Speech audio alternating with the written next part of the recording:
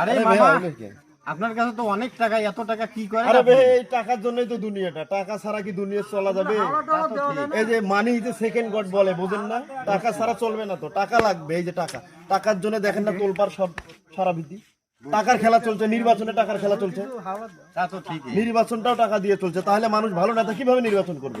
বলতো এই টাকা দিয়ে বলে নির্বাচনে মানুষ ভোট কিনতেছে, এখন এই মানুষ কিনে নিতেছে। এটা তো ঠিক না। এটা কি ঠিক? না, এটা ঠিক না। আর আপনার টাকার দরকার, আপনি আমার কাছে হাওলাত নিতে পারেন, আবার দিতে পারেন, ভোট কেনা পরে দিতে যতক্ষণ পারেন। বন্ধ হয় না, কিন্তু এককালীন দিতেছে মানুষ, ভোট কিনতেছে মানুষ, কিনে ফেলতেছে না, এটা ঠিক মানুষ, না। বিক্রি করে যারা মানুষ, যারা নিজেকে বিক্রি করে যারা অন্য আরেকজনের অধীনস্থ হয়, তাহলে সেই দেশে সেই নেতা নির্বাচন করে শান্তি আসবে? আমাদের দেশ এইভাবে চলতে পারে না। এভাবে চলতে পারে না। এই প্রজন্মের যুবকরা এটা মানবে না, ঠিক। এই ছাত্ররাও মানবে না। সুতরাং নেতা নির্বাচন করতে গেলে টাকা ছাড়া নেতা নির্বাচন করতে হবে, ঠিক কিনা? সঠিক সঠিক। অতএব টাকায় যে সেকেন্ড গড, ঠিক আছে, টাকা নিজেকে ইনকাম করতে হবে।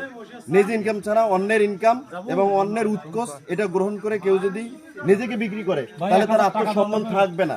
আরে ভাই, কিসের টাকা চান আপনি? টাকার জন্য দুনিয়ায় যে মানুষ ভোট কিনতেছে টাকা দিয়ে, টাকা দিয়ে মানুষ কিনে ফেলতেছে। না ভাই, আমি টাকা দিতে পারবো না, কারণ হচ্ছে ধার দিতে পারবো, পরে আবার দিতে হবে। কোন দিন দেবে টাকা? পরশুদিন। আচ্ছা ঠিক আছে, ধন্যবাদ।